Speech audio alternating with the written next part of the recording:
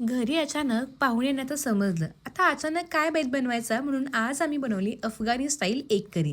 त्यासाठी एका कढईमध्ये थोडंसं तेल घालून त्यावरती कांदा परतवून घेतला. कांदा परतला, त्यामध्ये आलं, लसूण, हिरवी मिरची, थोडेसे काजू घातले आणि पुन्हा सगळं चांगलं परतलं. 1 कपभर पाणी घालून झाकण ठेवून 5 ते 10 मिनिटं हे चांगलं शिजवून घेतलं.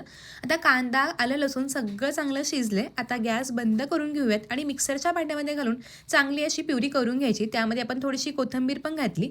आता प्युरी बघा छान वाटून तयार झाली. आता अंडी उकडून घेतली, त्याला छान असे कट्स देऊन घेतले. एका मोठ्या पॅनमध्ये थोडंसं तेल, हळद, लाल तिखट घालून त्यामध्ये अंडी सगळी चांगली तेलावरती परतवून घेतली.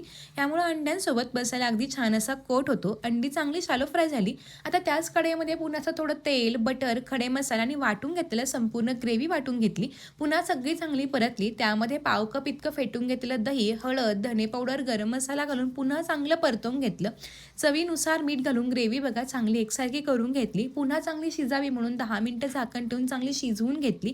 मस्त छान असं तेल पण सुटलेलं आहे. थोडासा दाटसरपणा ग्रेव्हीला आला म्हणून थोडंसं पाणी याच्यामध्ये टाकलं आणि छान असं ग्रेव्हीची कन्सिस्टन्सी मेंटेन करून घेतली. त्यामध्ये आता आपण मगाशी परतवून घेतलेली संपूर्ण अंडी घातली आणि अंड्यांवरती थोडीशी ग्रेव्ही घालून 2 ते 3 मिनिटं ही ग्रेव्ही चांगली अशी शिजवून घेतली आणि वरून मस्तपैकी फ्रेश क्रीम घातली. थोडासा गरम मसाला आणि कसुरी मेथी घालून मस्त अशी अफगाणी स्टाईल आपली अंडा करी तयार झाली. तुम्हाला कशी वाटली हे मला कळवायला विसरू नका.